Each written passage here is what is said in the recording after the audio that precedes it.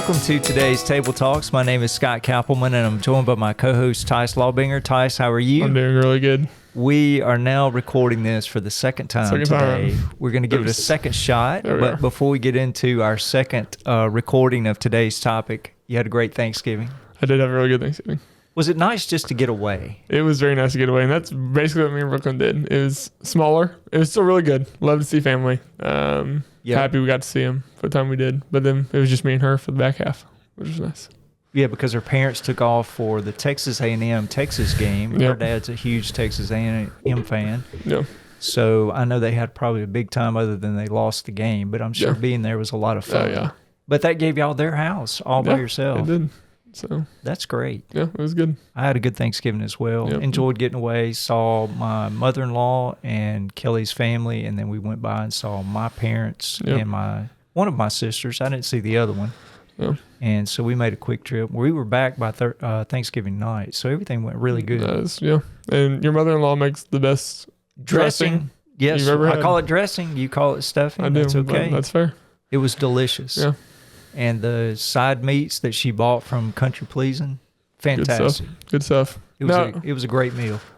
Thinking of dressing, I did learn that there's a difference between dressing and cornbread dressing. I didn't realize that. Really? Yeah. What was the difference? Like cornbread dressing, it's all put into the cornbread, and kind of it's like a dish. You scoop it with a spoon, and it's kind of all not congealed is the wrong word, but like it's all together. I think dressing more in the north is like breadcrumbs, like chopped bread. All the same stuff. It's just not cornbread. Okay.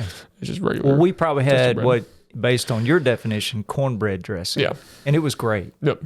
Now, I was talking to a guy today, and he was talking about his Thanksgiving meal, and he said they actually put the turkey in the middle of the pan, and the dressing is all the way around it, and then they cook it. No, that was not the way we do it. No, I am very against those like one pot meals, like where everything, because turkey takes way too long to cook for dressing. I'm assuming maybe they smoked the turkey or cooked the turkey in the oven for a set amount of time, and then they poured the dressing in and finished cooking it. That's fair. In the oven. Yeah. But that's not how we do it. No. At my mother-in-law's house. Yeah. Yeah, I'm thinking more like the box stovetop. Like how it's got those bread pieces out of it. Yep. That's more of what I'm familiar with. Gotcha. Okay. Than cornbread. And so Rob's thinking, you guys are off in food again. Yeah. Just like you get off. Because it's not how we started last time. But. No, it's not. That's okay. So today, if you're a parent and you're watching this particular video, we're excited that you've joined us. We're going to talk about a topic that you may or may not want your children to hear. So I'm going to give you that warning up front because we're going to talk about what I'm going to call the red one, because currently we have a movie in the theaters called Red One, and I think Dwayne Johnson's in the movie. You haven't seen it? I've not. Nope, I want to, though. Well, I'm kind of the same way. I saw the trailer. I thought it would be pretty good. My son says that according to reviews of people he knows who've seen it, it's okay. Yeah, I think people are just wanting it to be something it's not. They either want it to be a full kids movie or a full adults movie. It's a PG-13 movie. So it's caught in the middle. Yeah, and there's a lot of big name actors, so... Yeah. I think people's expectations were high or low when it just played right in the middle. Yeah. So what we want to do for the viewers today is we know that in Christian circles, there is a little bit of debate among parents whether they should allow their children to participate in the Red One activities. Yep. So we want to just have an open discussion about that topic using the term Red One as our cue for you to know what we're talking about. And to protect your home, in case your kids actually get a hold of this video. So, Tyce, when you were growing up, did the Red One make visits to your house? The Red One never made a visit to my house. No, he never came to your house. No, my parents locked us down.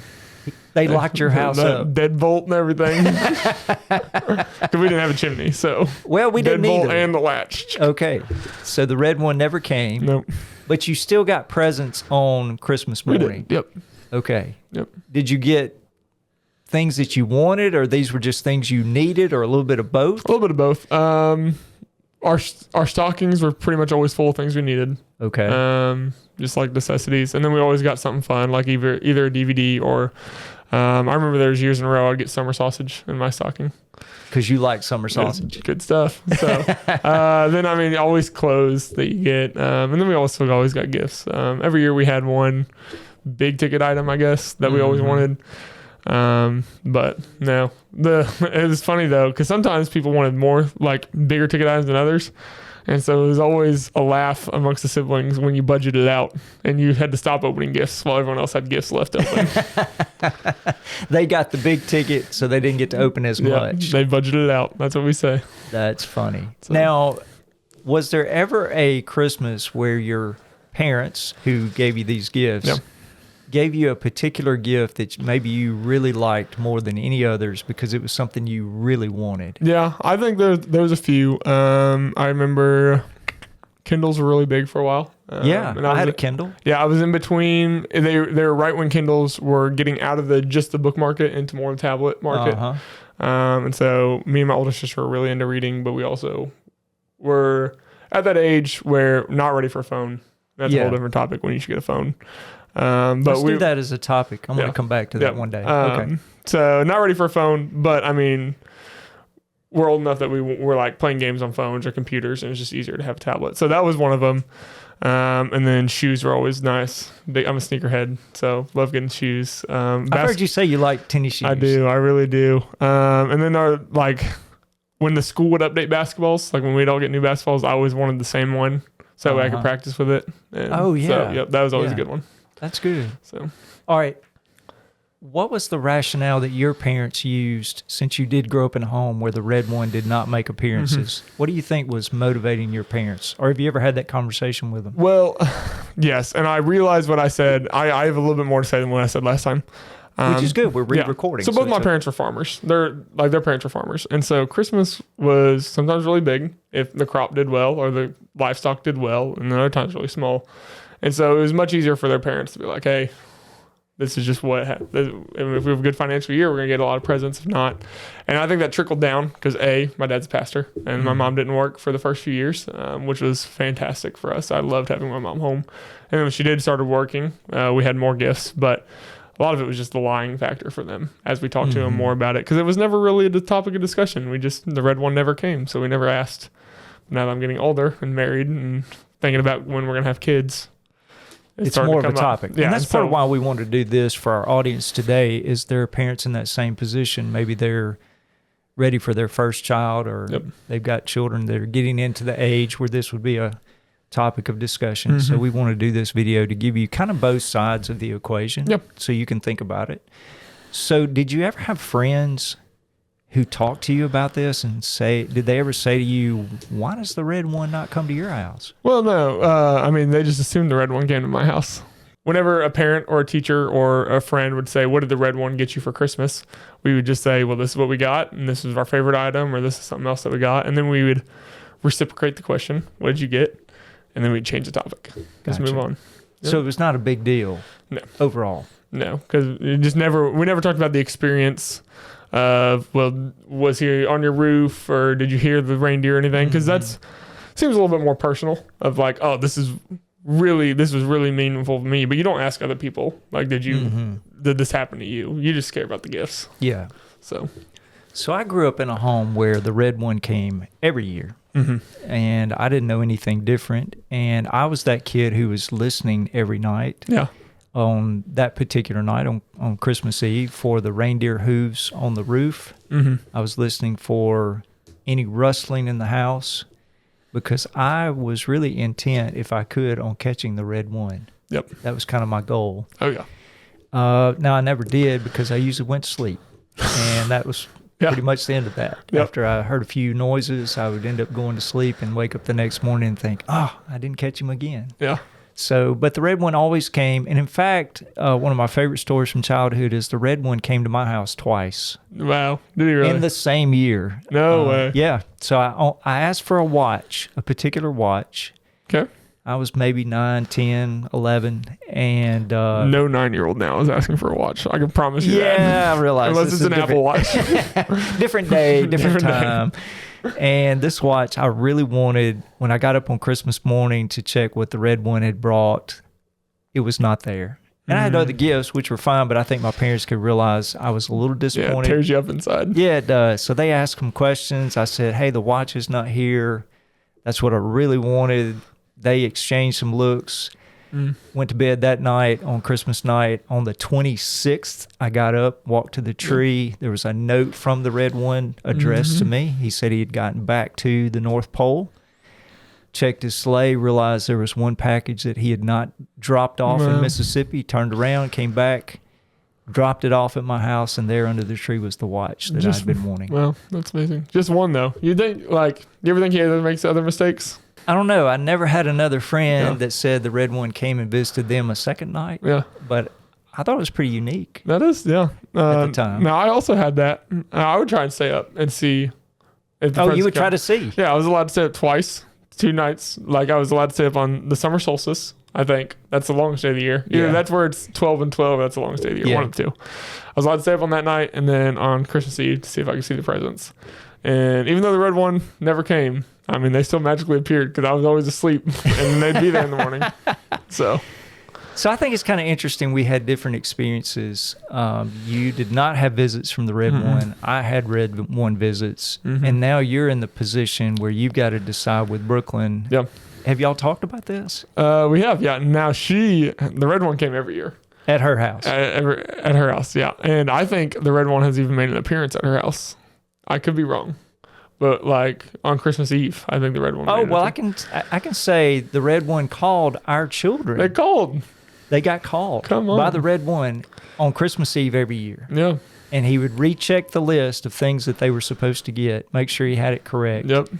And then he would tell them at the end, you need to go to bed because if you're not in bed, I can't come. Yeah. And so it was a great phone call. Yeah. And that's a one-way line, I'm assuming. It's a one-way line. It's a one-way that's line. Right. Yeah. That's right. Okay. So, but you say Brooklyn. Yeah. I think she's had an appearance, but she definitely has seen the boot tracks. Oh. I mean, Kentucky, it snows a lot, so there's always snow on the boots when he's walking in the house. So wow. Seen some powder. I was about to say the antler food, but the reindeer food had always been eaten, and so yeah. Well, we put out cookies with our children for the red one, and every year those were gone, and sometimes there would be a note from the red one saying, "Thanks for the cookies; they were fantastic." Yeah, that's good. And there would just be crumbs and a little milk residue in the bottom of the cup. Yeah, it was great. Now while Christmas was locked down, we did not let the red one come in our house, but we did expect someone, because the red one, he's a happy guy. Yeah, he's not going to come somewhere he's not wanted. But I tell you what, Captain America, if he wants to go somewhere, he can go somewhere. And so this is the funniest thing that you've told us. I mean, it was in the first episode. We had to laugh for quite a while. I could not get myself together, but Captain America could get where he wanted. And I tell you what, we left cookies out for him every 4th of July. Which I think is so funny because you didn't leave cookies or milk out for the red one, but on July the 4th, your family left out cookies? Captain America cookies and milk. They're red, white, and blue little spirals. We made them. Some milk, and then we put his action figure right there. This is so crazy. Yep, just left it on the table. This may be a new tradition that in 100 years people are going to be like, where did this Captain America cookies and milk come from? Right here. 903 Stark Road. There you go. From the Lawbinger family. Yep. That's awesome. Okay, so we're going to kind of finish up with maybe the more serious part. Well, I guess I never answered my question. Me and Brooklyn are getting into it. What are we going to start doing? Yeah, that's right. I did ask you that is something that we do have to decide. And I am leaning to keeping my doors unlocked, or if we have a chimney, who knows? Starkville's an expensive place to try and find a house, but we'll leave our doors unlocked at the very least with our kids. That is something that I'm starting to consider. And I think it is, and this is something I think you're going to hit on, the wonder aspect. Yeah. And just how, like, with the smaller kids, I can see doing it and just having them come in and just giving them the biggest experience you can. I think that's what all parents want to do. Whether they show it well or not, I think every parent has a desire to show that their kids are loved or care for their kids in a way. Yeah. I think this is becoming something that I can see. This is something I can really do for my kids. But I don't think I'll do it. I don't think I'll let him come in for long. I think it'll be a short time that he'll be allowed to come in if he comes in. So that makes sense. But sorry. And I appreciate like you and Brooklyn are having these conversations, because what actually was the genesis of today's table talks was that you and I and Sarav, who's recording this, and Clark were eating lunch, I think at Lost Pizza. Lost Pizza in August. In August. And we somehow ended up in this conversation, and I kind of went off on all three of you. You did, because you were by yourself. I was by myself, and the three of you were like, nah, no visits from the red one. I was like, yeah, you need to have red one visits. And now I'm on this side of the table. And I probably got heated because I was pretty passionate about it. Yeah. So I need to apologize to the group. No, that's good. It was just funny because me and Clark were already been called unconfrontational. Yeah, by Sarah. Yeah, at the cash register. And then we had a heated conversation in a public place. And I think me and him were both just like... Squatted down just a little bit. Yeah. Not trying to hide, but just I know we were having our own conversation. I can't remember what it was about. It was something about tabling. Yeah. But we were just trying to avoid it. It was good. I picked up stuff. I still heard it, and now I've started to... So that's where this all started, was back in August, and we've been working toward this for 3 or 4 months. All right, so what we want to do to kind of finish up is, what are the pros and the cons of participating in Red One visits? Yep. And I wrote down some positives, and these are on my list. Number one, it creates a little sense of wonder. Yep. And I think part of childhood is to provide some experiences that children can have wonder. Yep. Because the adult age of life comes so quickly in today's world. Now, you made a really good point earlier. Childhood has shrunk. It has. But adolescence has grown significantly. I mean, it is till 26 is delayed adolescence. Yes. So, and there's a problem that we could have another discussion about in that long extension of adolescence, but the childhood years seem to get smaller, and there are only so many years where they can enjoy the wonderment of this Red One visit. Yeah. So that's a positive. Especially in the South where it doesn't snow. Like, you hear all these songs about snow, and that's my wonder of Christmas. It's just like, I get to see snow, but a lot of what Christmas is that you hear songs just doesn't happen around here. Yeah. And so there's a way that you can bring a sense of that through the Red One. That's true. I can only remember one year where we've had snow actually on Christmas. Really? And that was about 5 or 6 years ago. And all of our kids were home. Oh, that's awesome. And we got to go outside and play. And that's really it was fun. Yeah. And that's the only snow-filled Christmas I can remember, maybe in my lifetime. Well, I'm sure there might have been another one, but I don't remember it. Okay, number 2 positive would be it stimulates imagination. And I think it's real important for us as parents to help our children have their imagination stimulated while we can, because that's going to help them be more creative and down the road, not just in this area, but just in a lot of areas. I think it's important for parents to stimulate imagination. Now, are there other ways to do that besides Red One visits? Absolutely. There are hundreds of ways to stimulate imagination, but this is one of them. And then I think number 3, and I'll try to explain what I mean by this, if we participate in Red One activities at Christmas, it can avoid putting our children in awkward positions. And what I mean by that is, I think that if the child does not participate, then they could be asked at school or by friends, what did the Red One bring you? And at their age, I don't know if they're able to handle that kind of assessment of how to answer that question. Yeah. And so it could just put them in an awkward position that they're not ready for. We wouldn't put a child behind the steering wheel of a car when they're 5, 6, or 7, because they're not ready for that experience. And so there are certain places we don't want to put our children, or it's going to be awkward for them. It's going to be difficult to handle. They're not going to have the maturity to handle that situation probably like they need to. It's going to be real awkward. So I think by participating, it lessens that awkwardness for them in those years. So those are the positives. Yeah. We got some negatives, though. We do have some negatives.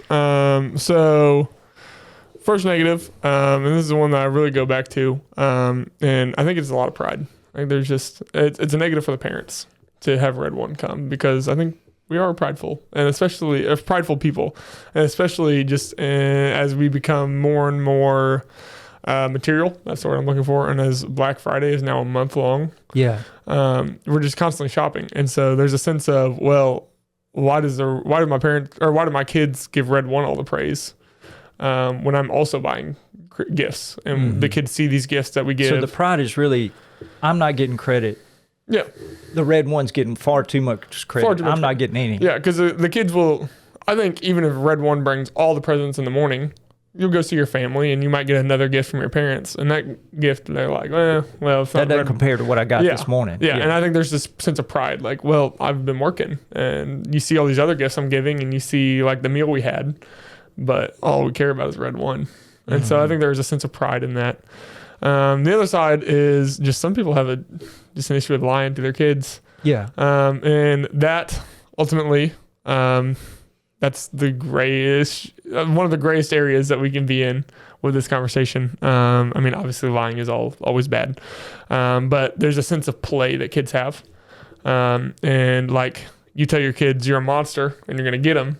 Obviously they know you're not a real monster. And so there's a sense of play. Is doing the red one play or is it lying? And that's an issue that we do have to work through. And I want to chase that just for a quick moment.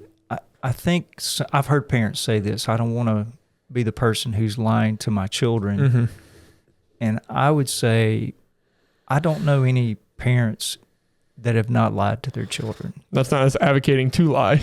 I know I'm not advocating to lie, but I'm just saying, for example, the dog disappeared and actually the dog got hit in the road and died, but it would be so devastating to tell that to the child. The parent says, I don't know, he just disappeared. Just those kind of lies get told all the time. Oh, that happened to me. We had a cat that I found at our church. I don't even remember. I called it Snack. That was the name of the cat. And we had Snack for years. And in reality, we had Snack for 2 weeks before our dog ate Snack. Oh. And then they went to the pet store and bought Snack 2. And we had Snack 2 for years. But I never knew. Like they never. What an apropos name, Snack. And the dog becomes Snack. Yeah. But I get where the parents who feel this way, they do feel like it's being dishonest with their children. And it's never good to be dishonest with anybody. But I understand. But I just think there's another side to it. No parent can go through the whole childhood process and not tell partial truths. Yeah. Anyway, okay. But no, and that's just something you do have to work through is your conviction. And we're not here to change anyone's conviction because obviously the red one never came to me and I had a great childhood, great Christmas. And the red one came to my house, I had a great childhood. Great childhood, great Christmas. And so it can work either way, whether you lock your house or you keep your house unlocked. But you ultimately have to work through it because if you know what's right to do, but you don't do it, for you, it's a sin. That's true. And so this is a conviction and you go ahead and do it. Well, then that is something you will have to face and you will have to work through and you probably will feel guilty of. But for your situation, like it doesn't play a factor at all. And so it's a play in a sense of giving your kids this imagination and continuing on their childhood of trying to make it the most it can be. And I think that's what all parents should do. I think the other negative that some people would suggest is that it steals the true meaning of the season. And I do think we have to be really careful as parents not to de-emphasize Jesus's birth, which is the most important part of Christmas. Because he came to be Emmanuel, God with us. He came to be, the Savior. And so we can't let the red one take the place and be the priority of Christmas. It's got to be Jesus. And so I shared this in the first recording of this that we won't use. One thing Kelly and I did is kind of melded the two for the childhood years. The red one came to visit, but we always just gave 3 gifts. And if our kids ever ask, why do we only get 3? And some people have a whole house full of stuff. We would use that again as another teaching tool to say, well, the real emphasis of this Christmas season is not the red one. It's that Jesus came, and if you remember in the story, there were 3 wise men who brought gifts. And so we never wanted to give you more than 3 gifts because it's really not about the red one, it's about Jesus. So we did some melding of the two. Whether some people will like that or not, that's up to them, but that's how we handled it. But it also gave us another inroad to keep bringing back the real emphasis that it's about Jesus. So, that is another issue that people do have to, you have to consciously continue to bring back Jesus, because I mean, you're a lifelong Christian. Any parent could be a lifelong Christian. They're like, well, this is just what, like, we know Christmas is about Jesus. Well, your kids don't. If everything at home is the red one. Yes. And the movies and the decorations. And that's, I think both of our sermons over the next 2 weeks, we'll get into that. Yeah, we will. That's right. But that's all it is. And then on Christmas, we don't even have nursery. So the only time they're seeing you or hearing from anyone is just from you and their parents on Christmas Day. Yeah. That's about Jesus. Well, that's not really that's about not Jesus. Enough. It's about Jesus at church. It's not about Jesus at home. Yeah. And so you do have to consciously make this decision to continue to bring up the fact that Jesus is the center. We can't just assume with kids. Right. Now, I have heard people say, I don't want there to be a disconnect in the future for my child to have a chance to follow Jesus. And if I use the red one, then I might cause them not to believe in Jesus down the road. And my response is, I've been a pastor for over 30 years, and I've never had anybody come to me and say, it took me 10 years to get past the reality of Jesus because the red one came to my house, and I thought Jesus was fictitious too. Yeah. Nobody's ever said that. Now, could they say that? Yeah, they could, but I've just never had anybody say that. I mean, that's just the rare case. And I'm sure there's some things you have to work out, but most kids can work it out pretty quick. Yeah. Because most kids aren't thinking concrete yet. Yeah, that's right. So that's on discernment from your parents and wisdom from the parents of when you tell to make sure they're still able to work through things. Right. But I mean, that's the same thing with death. I mean, the first time you experience death, good example. Things crumble. And you got to work through it, and you got to be able to work through things. And so it's gonna be hard for your kids, unless your kids just have known and been playing along for a while. Yeah. But for most people, it's gonna be hard. But you just be with them, care with them, show them that hey, God has created. Like we can see God's hand in things. Yeah. And that God is with you. He's worked through this in your life, and so right. So if you are watching this and you're working through the talking points we've talked about today, on the positive side, if you do participate in the Red One activities, it can create wonder, stimulate imagination, and avoid putting your children maybe in an awkward position. On the negative, it could be seen as lying. It could de-emphasize the true meaning of the season, and it could be a little bit prideful on the part of the parents wanting to get credit for the gifts that are given. Yeah. And so those are positives and negatives. And really our goal today was just to talk about the subject, give you some food for thought. Any final comments you would add to this? Yeah, there's something I wanted to say earlier, but I didn't because I just never fit back in. But to your point about putting your kids in awkward situations, I think this applies to all of it. If you're raising adults, like if you're raising kids to be adults, then they're going to be more equipped to handle these awkward situations. And they're going to be more equipped to handle whenever you do lock your house down. And you're like, all right, the red one's just, we're not going to let them in anymore. They're going to be more equipped. But if you raise kids to be kids and you continue to do all this stuff for them, it's going to be harder for them. They're not going to be prepared for those situations because, not to brag on me, this is to brag on my parents, but I had those situations and I was able to handle them just fine. Yeah, your parents coached you how to work through it. And we had a plan and it worked fine. But at the same time, I've been in a classroom where across the room, someone yelled out their thoughts about Red One. And they were just not prepared for that. And I don't think whether their parents did a good job coaching them or not, we don't know. I can't speak on that, but it does help. To your point, my wife in recent years had a student whose family did not participate in Red One activities, but no coaching had been done. And so when some other children in the room were talking about post-Christmas, their Red One experience, the child let everybody in the room know very loudly their thoughts. Yeah. And it was devastating for the other people in the room. And so, as you just said, there needs to be coaching from the parent side. If you choose not to participate in Red One, you've got to coach them on how to handle questions and how to maybe not speak and ruin it for everybody else. Yeah. And so I think that's a point well taken as we finish. Whatever you choose, continue to coach and train and equip your children to do what's right. So, well, we hope you will continue to have this discussion with your spouse and decide how you want to handle it. Again, it's your choice. I think we said that early on. It's your choice. Whether you participate or you don't participate, today's discussion has just been giving you some extra food for thought about the different angles and how to coach your children, regardless of what you choose. And we hope you're going to have a fantastic Christmas and that you're going to celebrate the most important part over and over, and that is Jesus' birth. And we would love for you, if you don't have a church home, please come visit us at Crosspoint. We'll be talking about Jesus and his birth the next few weeks, and we would love to have you join us. In the meantime, have a great week and come back and join us for the next Table Talks.